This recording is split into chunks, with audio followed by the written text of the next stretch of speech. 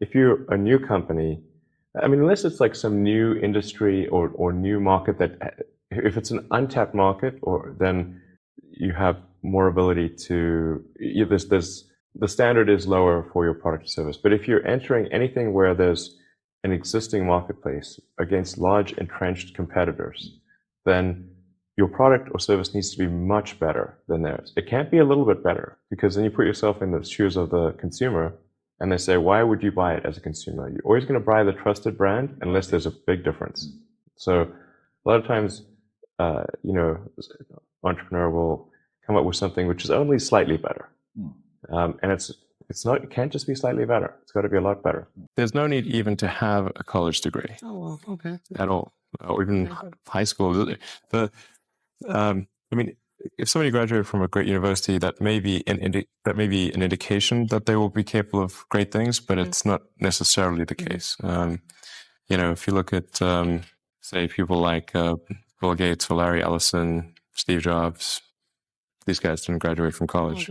But if you had a chance to hire them, of course, that would be a good idea. Yeah. When my brother and I were starting our first company, instead of getting an apartment, we just rented a small office and we slept on the couch. And we showered at the YMCA. We're so hot up, we had one computer. So the website was up during the day, and I was coding at night, 7 days a week, all the time. And I sort of briefly had a girlfriend in that period. And in order to be with me, she had to sleep in the office. So work hard, every waking hour. That's the thing I would say, particularly if you're starting a company.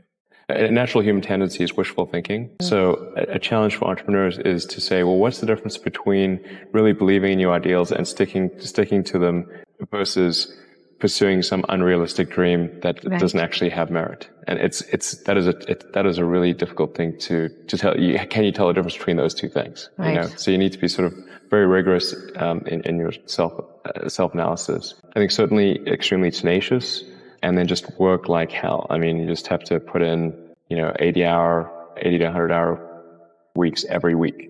All those things improve the odds of success.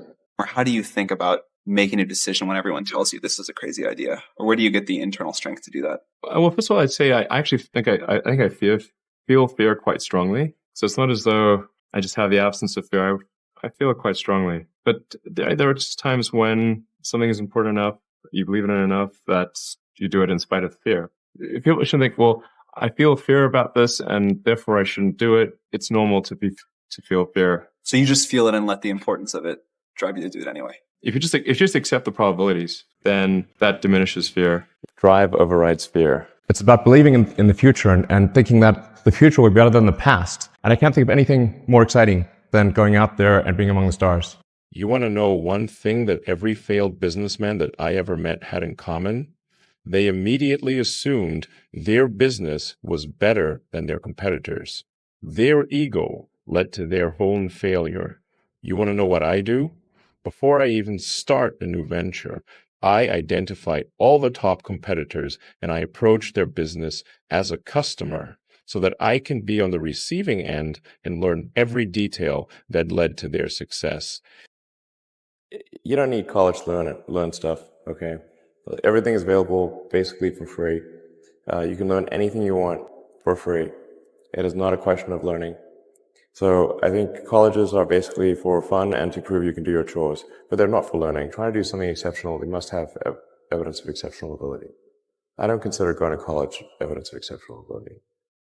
There's a friend of mine who's got a great saying about creating a company, which is trying to build a company and have it succeed is like eating glass and staring into the abyss.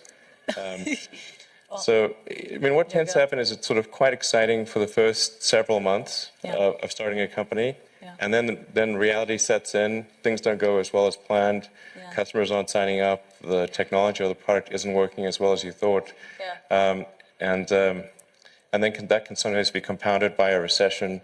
And it can be very, very painful for several years. So I think, frankly, starting a company, I would advise people to have a high pain tolerance. Yeah.